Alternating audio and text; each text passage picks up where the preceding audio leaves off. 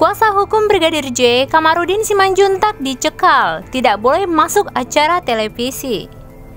Tak hanya Kamarudin Simanjuntak, mantan Kabareskrim Polri, Susno Duaji, juga ikut dilarang masuk acara televisi tertentu yang akan membahas sidang Verdi Sambo. Hal itu sangat disayangkan oleh Kamarudin Simanjuntak, yang dimana saat ia sudah tiba di tempat stasiun televisi, dirinya dan Susno Duaji tiba-tiba dikabarkan untuk batal tampil.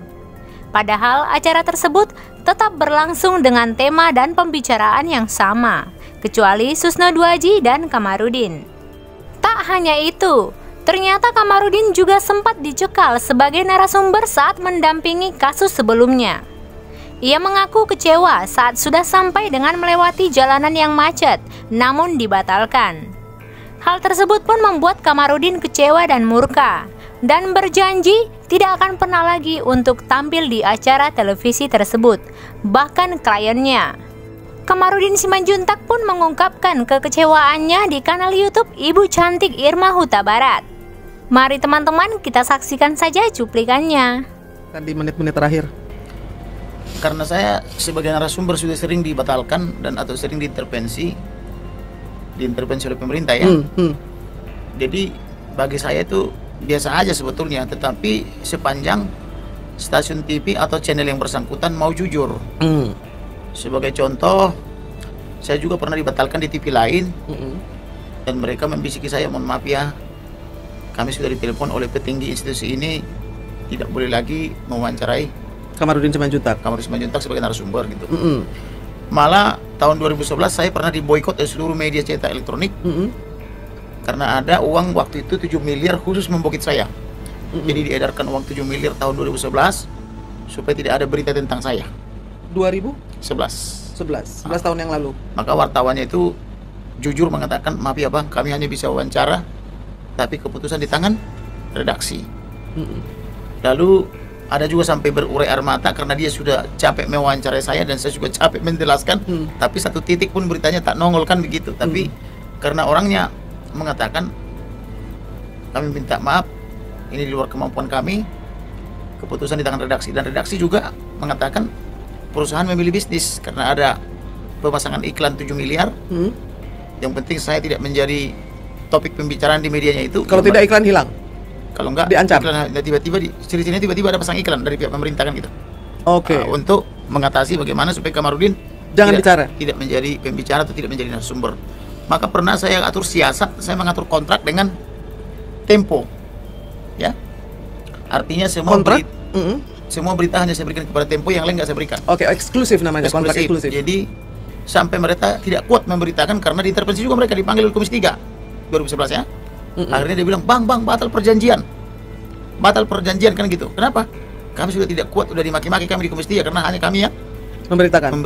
Maka ya karena mereka yang membatalkan, saya kasih juga ke tempat yang lain, dan ternyata di tempat lain itu juga menjadi dapat semacam aplaus karena dia semacam aplaus dari perusahaannya, karena wartawan yang bersangkutan baru pertama kali mendapatkan berita itu.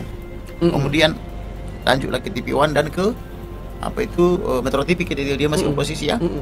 Maka saya dikasih gelar waktu itu newsmaker, si pembuat berita. Oke, itu 2011 ya? 2011. Nah, ini 2016 terulang. 2016 saya pernah diundang jadi narasumber atau narasumber utama di waktu saya membela 212. Khususnya Putri Soekarno ya. Rahmawati ya? Rahmawati Soekarno Putri sudah dibangun panggung yang begitu mewah. Kenapa, Pak? Di di Borobudur, Hotel Borobudur ya. Bahkan kami sudah makan-makan yang enak gitu loh, kebiasa. Ciri-ciri ILC itu makan dulu baru jadi narasumber kan gitu. Semua tamu dijadikan dijamu atau diajak makan minum, baru kemudian siap-siap 10 menit menjelang live. Bahkan kami sudah 5 menit lagi, tiba-tiba panggungnya dibubarkan, tidak jadi, tapi tanpa narasi. Maksudnya? Tanpa ada narasi pembatalan.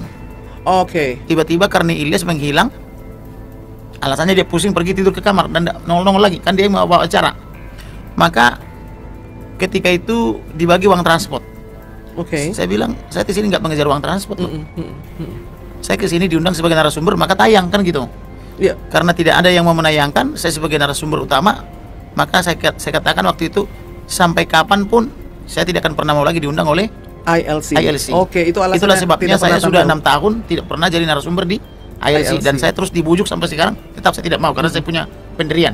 Oke. Nah, tadi juga terulang lagi. Yang kali ketiga ya, 2017, Sebenarnya 1-2 bulan ini sering terulang. Tetapi saya tidak sampai datang ke studio. Kalau ini kan saya sudah datang. Ya. Saya sudah berjuang 2-3 jam nyampe di epicentrum di tempat TV One. Sudah sampai hanya beberapa meter lagi tiba-tiba dibatalkan. Dengan alasan-alasan klasik kan begitu ya. Jadi yang dibatalkan itu 2. Iya. Saya dan Bapak Komjen Pol Purnawirawan Susno Duwaji. Iya. Maka saya katakan saya perlu penjelasan kenapa detik-detik terakhir dibatalkan. Nah, karena alasannya tidak jujur, maka saya katakan sampai kapanpun saya tidak akan pernah mau lagi jadi narasumber dari TV One. Saya tidak butuh TV One, kan begitu. Jadi begitu saya orangnya. Saya orang yang punya prinsip gitu ya. Saya tidak pernah mau diintervensi oleh siapapun. Jadi karena Anda bikin acara namanya catatan demokrasi, tetapi yang saya alami adalah kesesatan demokrasi, maka saya tidak mau tersesat. Saya harus meninggalkan Anda, kan begitu. Jadi tadi saya ucapkan sayonara. Kita tidak akan pernah berjumpa lagi pada malam itu. Jadi sampai kapanpun saya tidak akan mau lagi jadi narasumber TV One. Dan itu juga saya bicarakan tadi dengan grup-grup saya. Tapi saya tidak mau mempengaruhi sikap mereka. Kalau kalian anggap kalian masih berguna dengan TV One ini, lanjutkan.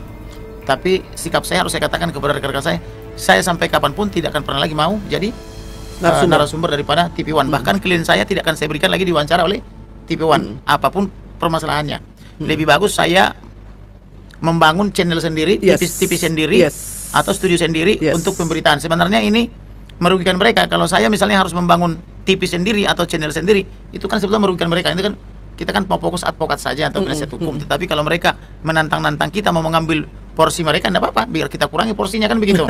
Nah, sosmed kan sama kuatnya sekarang ya kan? Iya, jadi artinya sebenarnya mereka rugi kalau kita juga ambil bagian di bisnis itu kan. Sebetulnya kita mau fokus profesional di bidang advokasi. Tapi kalau TV-TV ini begitu mudah diintervensi oleh pemerintah dalam tanda petik atau oleh para mafia, ya sudah kita bikin aja channel sendiri seperti channelnya itu ini kan Horas Inang ini. Ya bisa sementara kita pakai jadi saluran komunikasi kepada audiens atau kepada masyarakat Indonesia. Betul, betul. Karena sebetulnya yang dilakukan oleh Ito Kamarudin adalah hal yang langka, ya, hampir tidak ada. Kesayangan Inang tahu kan ya dari awal itu tidak ada yang mau menjadi pengacara keluarga Joshua, dan itu bisa diceritakan karena saya dengar sendiri bagaimana awalnya. Bisa disinggung sedikit toh sampai akhirnya ada podcast Horas Inang untuk menangkal hoax pada waktu dibilang akan mundur. Ceritakan hoax terhadap saya itu terlalu banyak. Terlalu banyak ya, sampai kenyang. Tetapi saya santai menanggapi. Saya dilapor ke polisi dianggap menyebar hoax.